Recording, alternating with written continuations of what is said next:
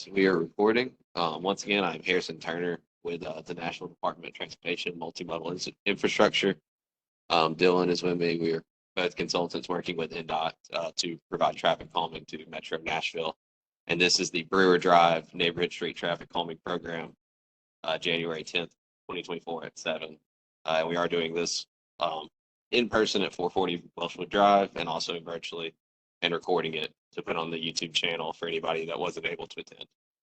If y'all have any questions, feel free to ask away. And same thing with people that are online. Also, there is a chat online that Dylan will be going through as we're going, so that you can drop questions in there as well. And we'll be happy to answer them. But we'll do an overview of kind of what the program is, and then we'll dive into Brewer Drive, how it was selected, what we're proposing, and then go through the next steps.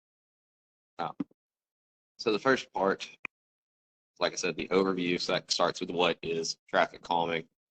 As I'm sure you are aware, the Neighborhood Street Traffic Calming Program focuses on residential streets like Brewer, and we propose physical solutions to encourage lower speeds over significant lengths.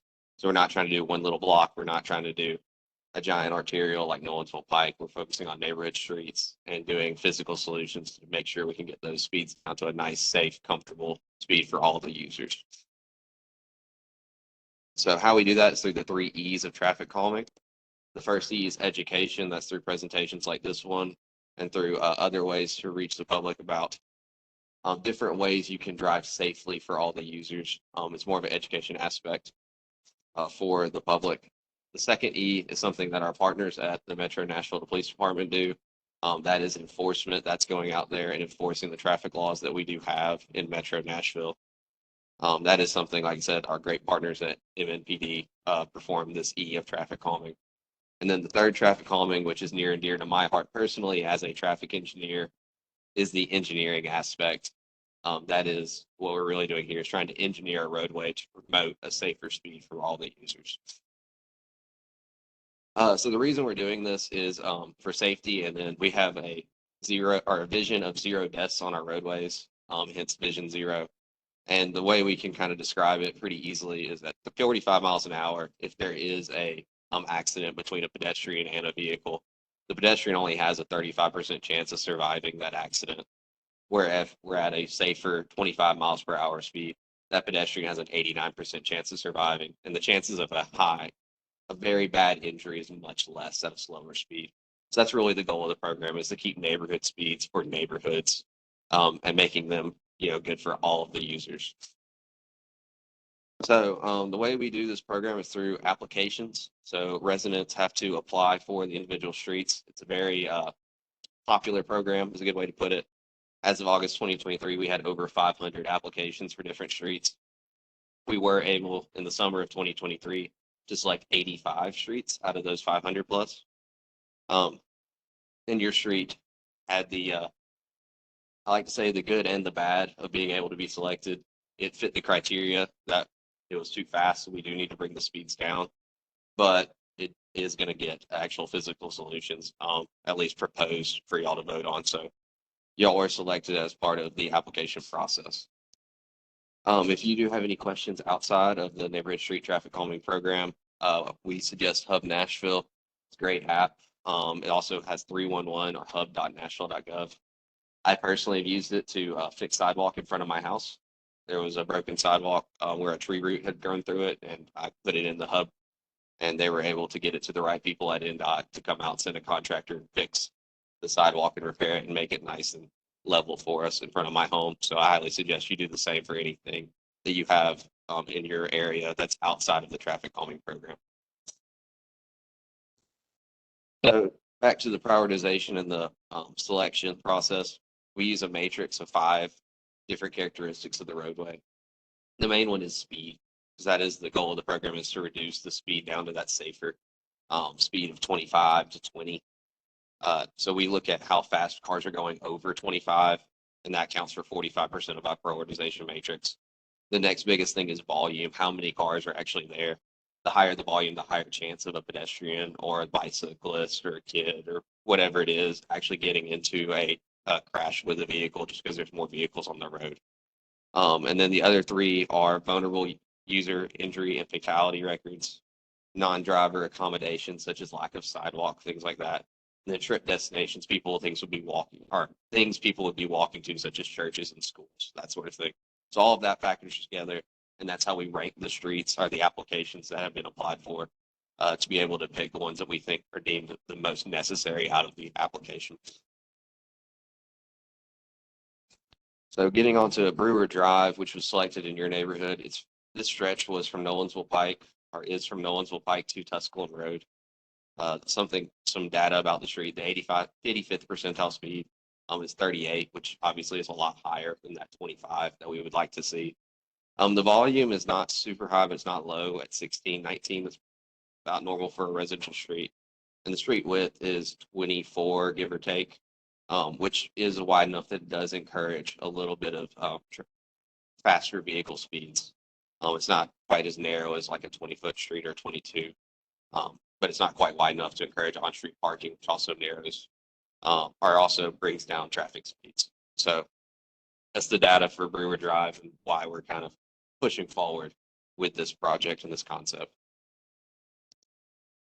As you can see on the screen or online, this is Brewer Drive, highlighted in yellow. You can see it's got the green underneath, which means it's been applied for and selected. So the way we institute our projects, or the tools that we have in our toolkit, is what I'll go over now. The first one is the bread and butter. It's the speed cushions. They're modular rubberized devices. They have a gap that allows for emergency vehicles like fire trucks and ambulances to be able to go over them a little faster than a car, which is great in case there is a fire or an emergency situation. It's got a reduced impact to those. They're 3 inches tall, they're 6 feet wide, and then we can vary the lengths between 7, 10.5, or 14, depending on how smooth we want to be able to go over them, which gives us a little bit more flexibility on the engineering side, whether we want to be target closer to that 20-mile-an-hour range or when we want to be closer to that 25. We can kind of target that based on the lengths of the cushions.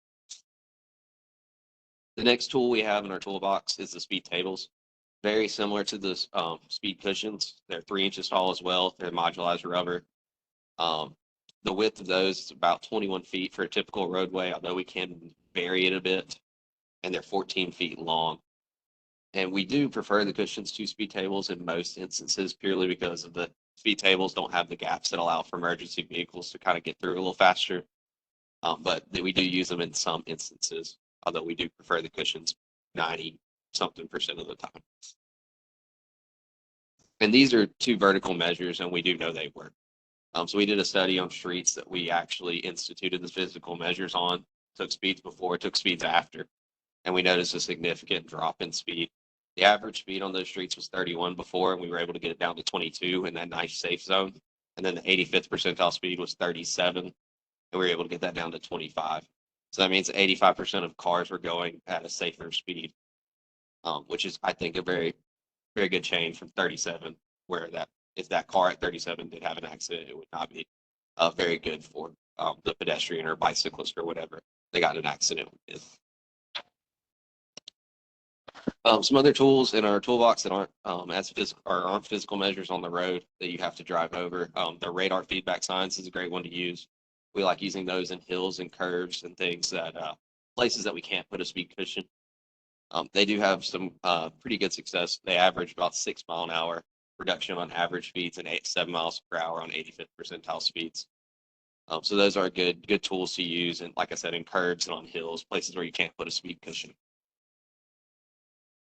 The next tool we use is pavement markings. We're able to kind of use some pavement markings to make the lanes appear narrower to the driver's eye, which makes the driver a little bit more uncomfortable, which makes them slow down. It doesn't affect the driving as far as you still have your lane there. It just is a little bit narrower, which makes you feel like, hey, I need to pay attention and really need to pay attention to what I'm doing to slow down, to not just gun it down a wide open street where all you see is asphalt. So that's a good tool that we have as well. Similar vein to that tool is the bulb outs and chicanes. So bulb outs are where we take some striping and delineator posts at intersections that are really wide really narrow that down to make it to where if you are doing a turning movement, you have to take it at a slow, safe speed. You're not able to just keep going at 40 miles an hour and make the turn. You have to really slow down to make the movement and stay in your lane. And then chicanes are the same thing. They use horizontal deflection, which means you have to move horizontally as you're driving. And to do that movement at a comfortable speed, you have to slow down. So those are both tools that we use to try to narrow the road and try to add some horizontal deflection to help drivers slow down kind of in a more natural way. Another tool we have is traffic circles.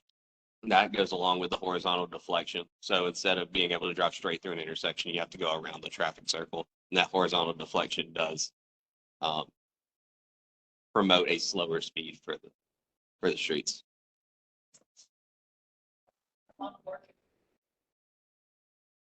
Not a problem. We're currently going through the different ways NDOT can promote slower speeds on their roadways, and then we're about to get into the concept for Brewer Drive itself.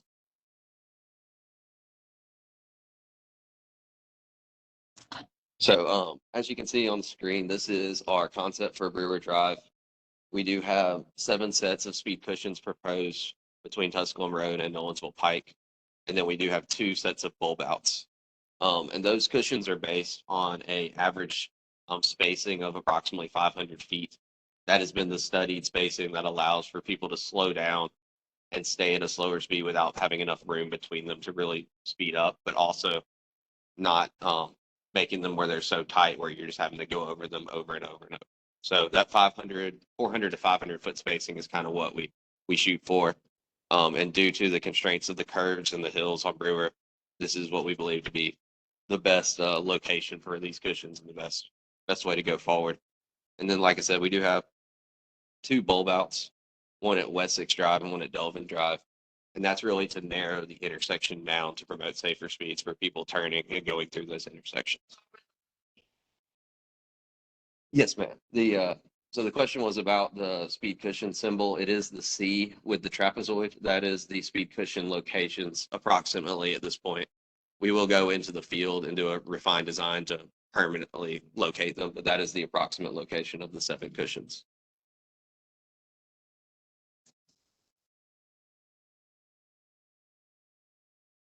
All right. So yes, the question was how many sets of cushions, and we have seven sets of cushions between Nolensville Pike and Tusculum Road. And that is based on it should promote that safe 20 to 25 mile an hour speed that we're trying to have. And that is based on that spacing requirement that we're trying to hit and the length of roadway because it is a fairly long stretch of road. Right. So the process and the schedule. So we started out with an application by a resident of one of the 2 cycles per year. This is part of the summer cycle.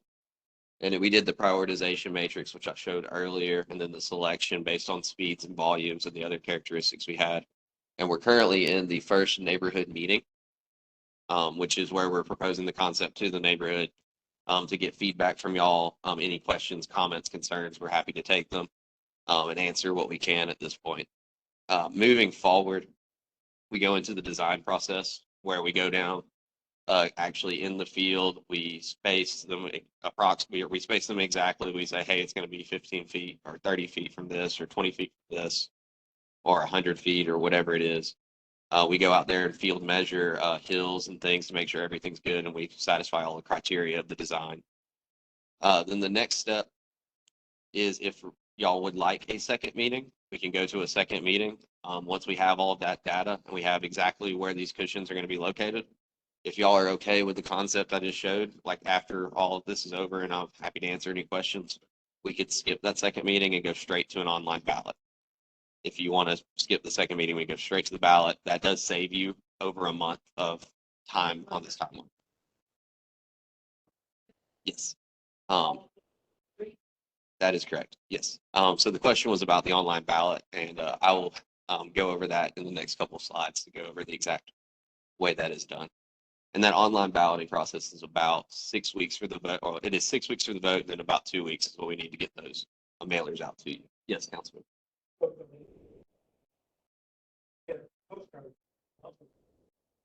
Yeah, we have postcards with ways to vote on it that is not just online. I do believe you can phone in, and I think you can also physically mail.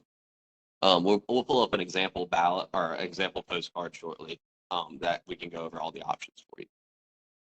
And then if the ballot passes, we would go to construction. Right now, we are at about an 8 to 10 month construction window. Most of that's due to getting materials in and getting contractor availability. We are kind of in a hole due to recent supply chain issues with the global economy that we're trying to dig out of. So we're trying to make that shorter, but currently it's about 8 to 10 months to actually get the cushions installed from when the ballot is approved, assuming it is approved.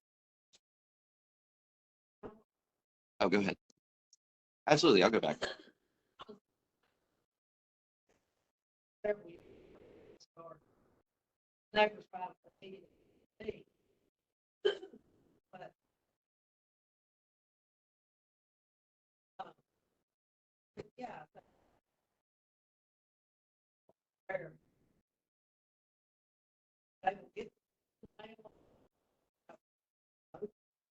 Yes. So the question is about what is required to provide the citizens to let them know that traffic calming is coming. So everybody on the street did receive one of those postcards for this meeting, and then you will also receive a postcard for the ballot. And if y'all would like a second meeting, they would also receive that postcard. So they'd be notified 2 times at minimum about the project. Yes. Question.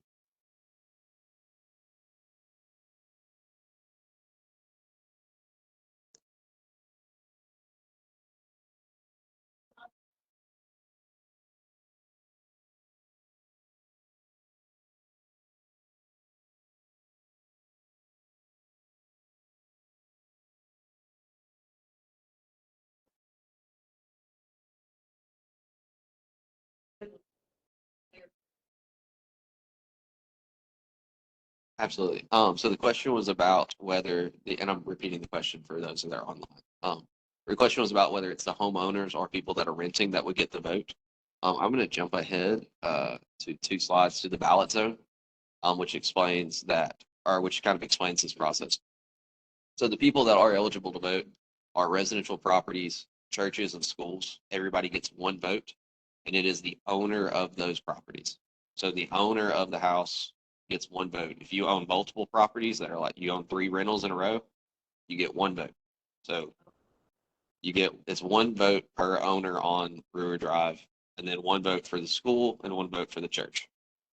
It's only for people that actually have properties that are abutted to Brewer Drive, as you can see in yellow. And if it's a vacant property, that doesn't get a vote, and then businesses also do not get a vote. So it's the owner of the property, churches, and schools. And then the ballot itself, so it looks like this up in the top left. So it will be a mailer that will be sent out to the owners of all the properties, the schools, and churches. It is open for 6 weeks voting window, and you can vote yes or no. And to install the traffic calming measures, we have to have a 66% success rate of the people that vote. So if there's 10 people that vote, we need to have 7 yeses to break the 66% threshold. It is not 66% of all the people on the street. It's people that voted. And then I will highlight here. So there is an online portion. And then I do believe there's also a phone number as well that you can call in. Yeah, there's a phone number as well that you can call in if you want to vote by phone.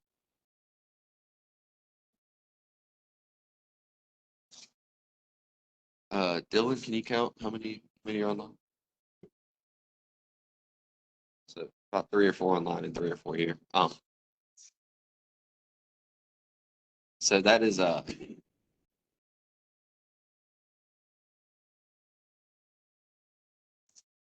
that is about typical for this size of street to get this about turnout. There are some streets where the neighborhoods are very active and you will get a higher turnout. And then there are some streets where it's less active and you get a lot lower turnout. I think we had a meeting earlier where we had one person show up about a couple months ago.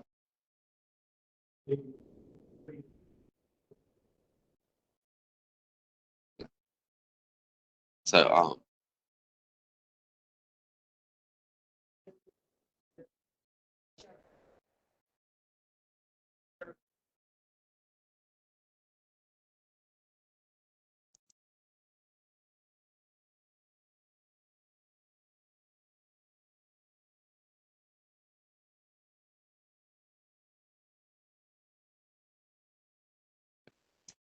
so if you have any questions, we're happy to take them at the NDOT TrafficCalming.Nashville.gov website or email. That is for all NDOT traffic calming. It'll get sent to the correct person. So the project manager for this particular project is Mr. David Greaves. He works with us at Kimley Horn. His email is david.greaves@kimley-horn.com. Unfortunately, he was not able to be here today due to an illness. So my name's Harrison Turner again, and you can also reach me directly at harrison.turner@kimley-horn.com. So my email is harrison.turner@kimleyhorn.com. I'm happy to give you a business card. Yeah. Also, you can go to the TrafficCalming.Nashville.gov website. There's a QR code right here, or reach NDOT at any of their socials. Yeah. Can anybody talk conversation? The best way is NDOT TrafficCalming.Nashville.gov. That will reach out to the correct NDOT representative and consultant team lead. So happy to answer any questions that you have. Happy to answer any questions online. I'll go ahead and just go back to the concept because it's easy to talk from.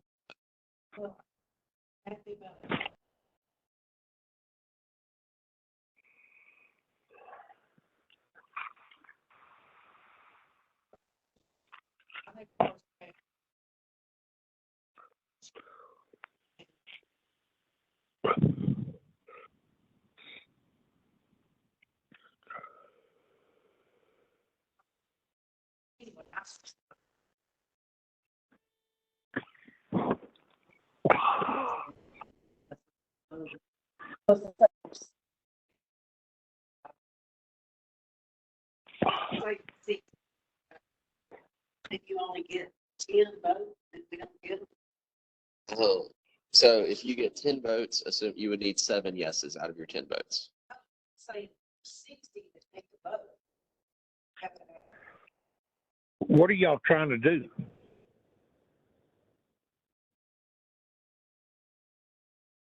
Which is a big.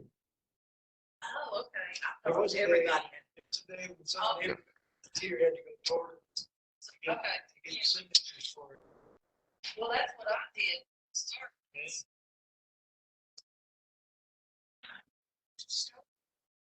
What's this meeting about?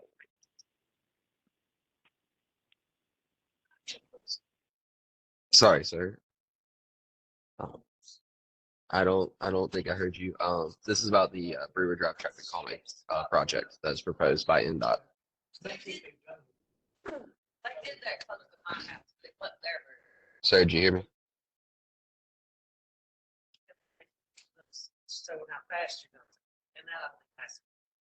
But there's some areas. Dylan, is there anything in the chat as far as questions? That's perfect.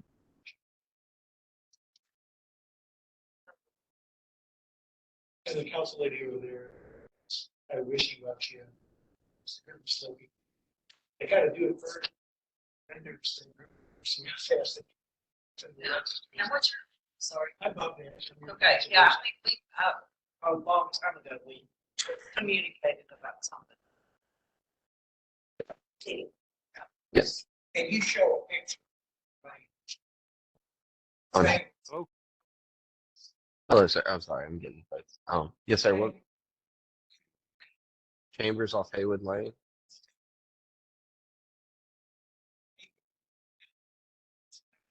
Oh, no. Gotcha. So that is an issue that we are aware of at some of the older installations. That is something we greatly try to avoid at this point through the use of signage and other things to make sure that you can't go around these cushions. So that is something that we were aware of on kind of the older designs, and we have refined to avoid that situation. And we have gone back in instances where that is a problem and notified to add additional measures to make sure that we're not allowing that movement. So yes, that is. Yep. Excuse me. Yes, sir. Can you hear me, sir? Barely, sir. Could you speak up slightly? Yes, sir. I was unable to attend the meeting. I just got home from work, and I was wondering exactly what kind of traffic thing are y'all trying to do over here on Brewer Drive between Tusculum and Nolensville Road. Yes, sir. Just to give a quick recap, we are proposing these modular speed cushions at 7 locations between Nolensville Pike and Tusculum Road along Brewer Drive. That's the yellow trapezoid with the C on screen if you're able to see it. If you're not, then we have 7. We have 3 to the west of Essex Drive and 4 to the right of Wessex Drive. And then we have 2 bulb outs that are proposed, which is striping and then vertical delineation. That is at Wessex Drive and Delvin Drive. So there are 7 sets of the modular reinstall rubberized speed cushions for the section. Those are like basically speed bumps. Yes, sir. They're very similar to speed bumps, but they're All right. modularized Well, speed I cushions. don't mean to be rude or disrespectful or anything, but those speed humps, I don't care how fast or slow you go through. I've got 25 mechanics and alignments tells you that it will screw up your tires and your front end alignment. I don't need those. What I need is the Metro Police to do their job and patrol and enforce the laws that we already have. When you're driving around with no license, you impound the car. That takes that speeder off your neighborhood and puts him in jail. Sir, just for the people that are here attending in person, there was a comment online about the speed humps and saying, and the comment was more about trying to promote enforcement instead of adding a vertical measure that might affect a vehicle. The answer to that from the NDOT perspective is that we don't provide the enforcement. That's going back to the ease of traffic calming. The enforcement part of traffic calming is provided by the Metro-Nashville Police Department. And I know that they do a great job with what they have the resources to do, but that is not part of the National Department of Transportation, not something we can control. Well, I had a police officer sit in my driveway, and he wrote 7 tickets in less than an hour. And the 7th ticket he got 2 pounds of marijuana off the street, plus the car and the owner. And every one of them was over 45 miles an hour, and that was before you lowered the speed limit to 25. Anything over 14 miles an hour is considered reckless driving. That's automatic go to jail. But you can't get the police officers to come over here and catch these people doing donuts in the church parking lot and in the elementary school right here on the corner. Yes, sir. Just one more for the people that are here in person. I'm juggling this back and forth. Just additional comment about the Metro Police Department and the enforcement that is wanted for the street, and how there has been spot enforcement that seem to be used very much in a certain situations to write a lot of tickets in a short time span for people that were on Brewer Drive, which that does correlate to the stats that we have about knowing the 85th percentile speed and the average speed on Brewer Drive is really high, and hence why y'all are eligible at Brewer Drive for this program. So that does correlate correctly. So any other questions in person before we go back on to the people that are online? I just didn't want to bounce back and forth unless we had to. I will give you, so this is my card as well. I can give you, I can give you the 85th percentile speed, which is the engineering speed. So going back to the speeding issue, the stats on Brewer Drive, as we go back. So the 85th percentile speed is 38. So that is it's a lot higher than what you would see on a typical neighborhood street, and a lot higher than what we would like to see. Yeah, so the so the 85th percentile speed is 85% of drivers are going that speed or slower. So there's 15% of people that are going faster than 38, which is obviously really not good. Sorry to use a negative and a positive back and forth, but yes. So that 85th percentile speed is what we base our judgment on as engineers. That's kind of the typical way to do engineering studies, and that's why we have it. But it does mean that there is some cars going faster. Correct. Right. And going back to people on the phone or online, or any other additional comments or concerns about the project? So they could put a major stop. So instead of putting that stop sign down there at West 6, they could have put it up here at Delvin and Brewer, and that would have cut down on well, actually, we'd actually have a lot of people getting bricks, and I would love that because I've watched school buses fly down my street with kids on it and run right out the Tusculum Road. But I called in on that bus driver, and I think she got fired. Gotcha. That's So ridiculous.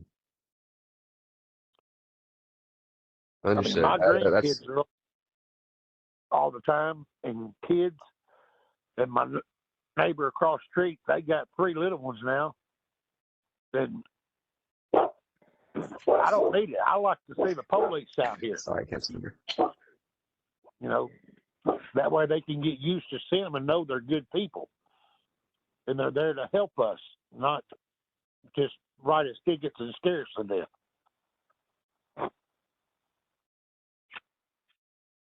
We need it back like it used to be. But you can't get in touch with the captain down there or talk to anybody or even talk to the mayor to get stuff straight. You got to be a millionaire to talk to somebody like that.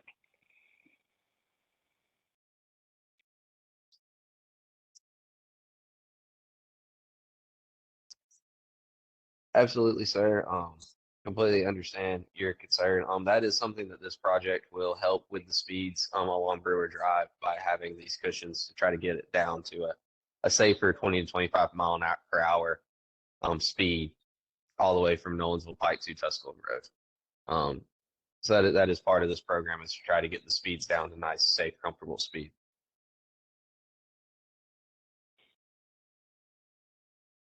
Are they going to be solid speed bumps, not broken up?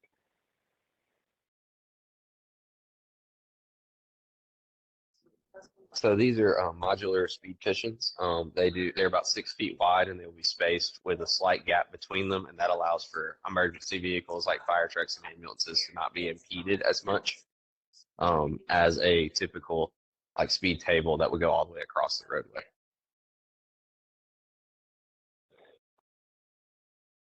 So as long as I'm on my motorcycle, I won't hit them. So they do have the gaps. Sorry, sir. I They do have. Put in some of them places. Every night there's a new one getting tore down, and it's always someone with no driver's license to leave the scene of the crime.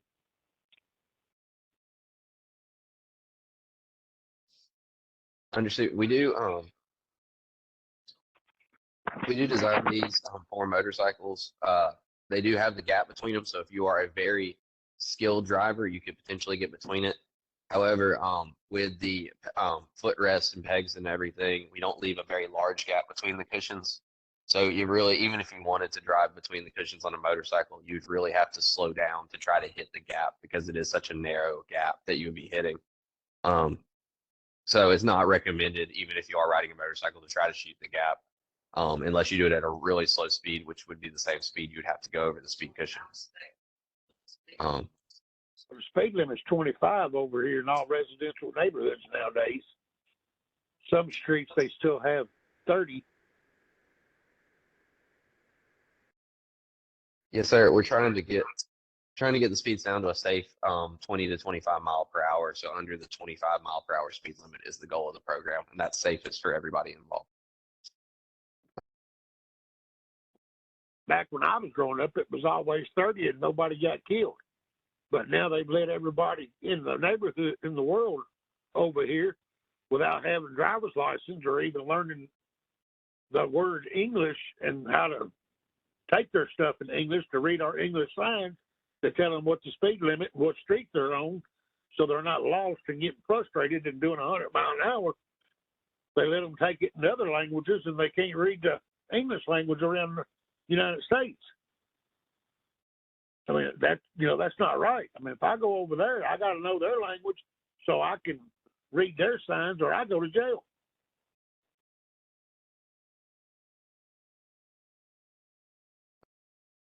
It's not fair. People who live here. So for this project, we're not changing the language of the signs or anything of that nature. We are doing the standard signs according to our Manual of Uniform Traffic Control Devices as put out by the U.S. government and associated national organizations. So we are following the kind of national guidelines of the United States with our designs. As engineers, we kind of have to. So that's really what we're doing here as far as all the signage goes.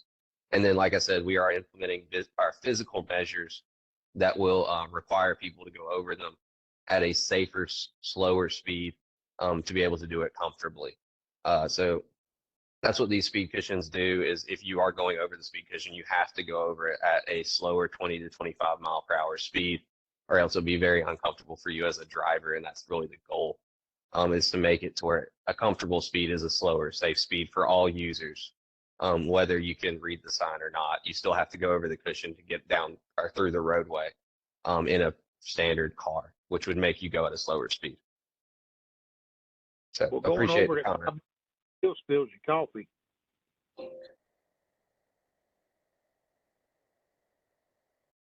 Yeah, so like I said, these are for going over at a slow speed, which hopefully would be comfortable for you and whatever. I guess if you have a coffee in your car, I don't know if it would spill it or not, depending on how fast you go over them. But the goal of the project is to slow the speeds down using these physical measures.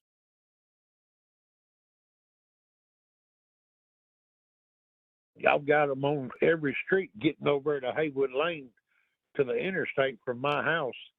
And I go over them, literally stop and go ease over it, and it still spills my coffee in my cup holder, and it's got a lid on it.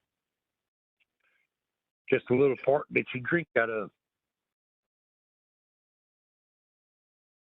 And I've got an Escalade. Even my pickup truck goes over it, the same speed, stop and ease over it, it still spills it and shakes it.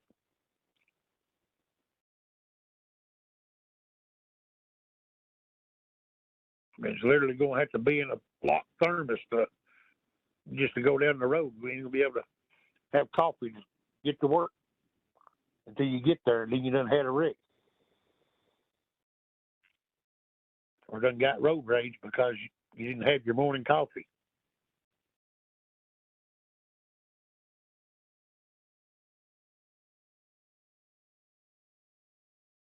Understood, sir.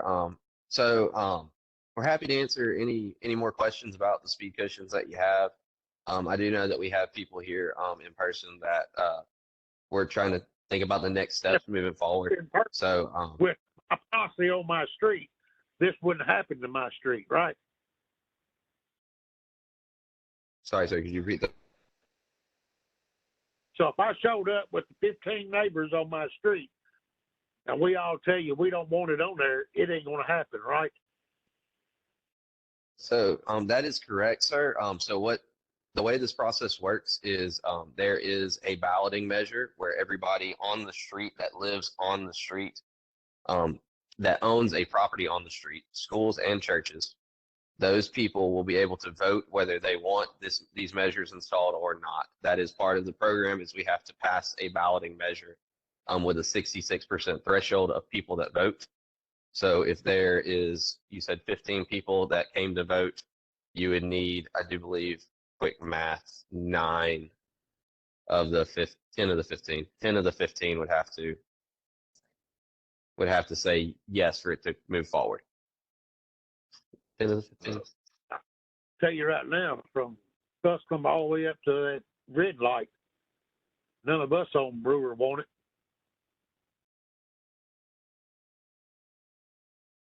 Now the people on them side streets probably want it, where they're cutting down through them.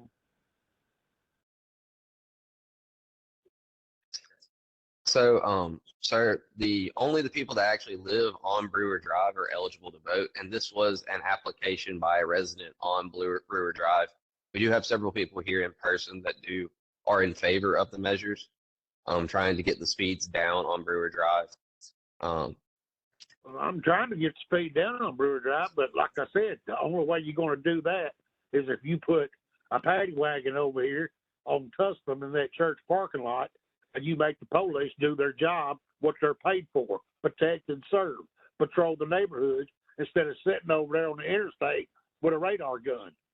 Patrol the neighborhoods, let us feel comfortable that our houses ain't getting broken into, our kids ain't getting ran over. Our animals are not getting poisoned by speeders flying through there. My neighbor, lady come off of Tusculum, she landed on his front porch, and they live on Brewer. That's very, very sad to hear, sir. Like I said, we're only able to do things from an engineering standpoint. We're not able to provide any sort of enforcement as part of the Nashville traffic calming program through NDOT. That's not something we can control. That is our partners at the Metro Police Department. So I am here to answer any questions about the actual design itself, our concept for reducing speeds on your street using engineering methods, like the 2 bulb outs that are proposed, one at Delvin and one at Wessex Drive, and then the 7 sets of speed cushions that are proposed on Brewer Drive. Like I said, this will have to go to a balloting measure, which is a vote for all of the owners of property residential owners of property along Brewer Drive between Nolensville Pike and Tusculum Road, and we'll have to pass with a 66% threshold for all of those property owners. So moving forward, just so you are aware of how we're going to move forward with this process, is currently we're at the conceptual design stage, which I am showing on screen. I think you're on a phone, so I'm not sure if you're able to see it, but it is shown on screen. It will be posted online. This meeting will be posted online to YouTube since it is being recorded. So you'll be able to see the design and everything and see the full extent of my presentation about what we're trying to do here. And then the next step would be to go through for us to really refine the design and get the exact locations of the cushions and the bulb outs figured out and designed to engineering standard. And then if the community would like, we can go to a second meeting to go over that final design. If the community would like to go straight to a balloting measure, which would be that voting, we can skip the second meeting and go straight to a ballot. That is up to the community. It is about a month extra on timeline if we do go to a second meeting. It would be the exact same way I'm sending out the balloting measure. That is how the program is done through the mail cards. So the people, assuming you all agree, so the people in person would like to go straight to a vote, unless there is any objection from the people online. We'll go straight to a vote as soon as our design is finished.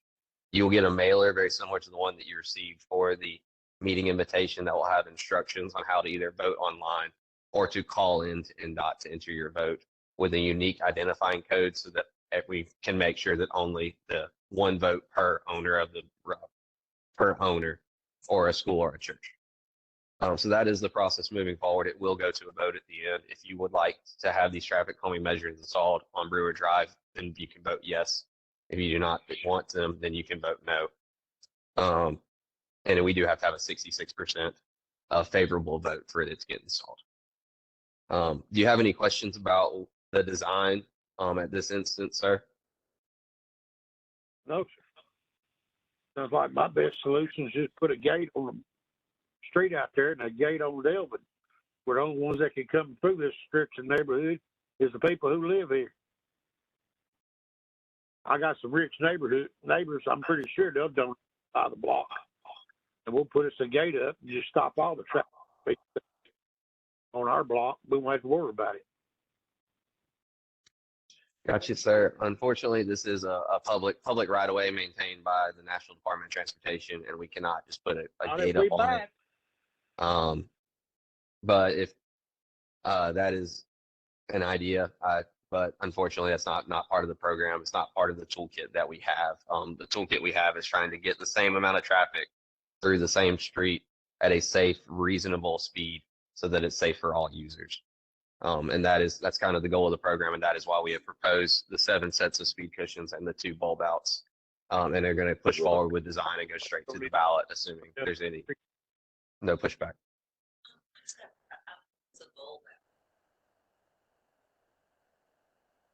I need to take photos of the license plates that come down this street. None of Davidson County, but me and my neighbors over here. Everybody else got Rutherford County, Illinois, Scott, Georgia plates, McMinnville, Rutherford County, Sumner County. Gotcha. Unfortunately, I can't control where the traffic comes from, sir. But we are trying to get the same amount of traffic through, just at a safer, slower speed. There was a question from the people that are here on in person about a bulb out, since there are 2 of those proposed. That is this right here over on the side of the screen on the left. So what you can see is we added right here is striping to try to narrow the lane width, and then to keep people from cutting through, we added vertical delineation, which are those vertical. Yes. So yeah. So the question is about the center line striping, I do believe. Because where I'm at, there's no middle line. Yes. You know what I'm saying? Yeah, so the middle line actually doesn't do a ton for traffic calming. What actually calms people down is this white edge line and pushing it out into the roadway, because it makes you feel a little bit more narrow. And then this right here, we're only doing it at the two intersections. Yeah. Yeah. So if you want to, if you want to look here, so we're doing it at Wessex Drive and we're doing it at Delwyn Drive. So at the intersection, instead of being like a nice little cross with tight radiuses to make you slow down, they're very wide, which means you can take the turn at speed without having to slow down much. You can really take the turn. So we're trying to narrow it in. Yes. Questions about the bulb out from the people that attended in person. So that was what that discussion was about. For those of you online or on the phone. Yes, Councilmember. Yeah, so unless we have any other design questions in particular, we'll go ahead and wrap up the design from the consultant group, get it finalized, get that out to the public along with a balloting opportunity for y'all to vote on it, yes or no, and we'll move forward with that.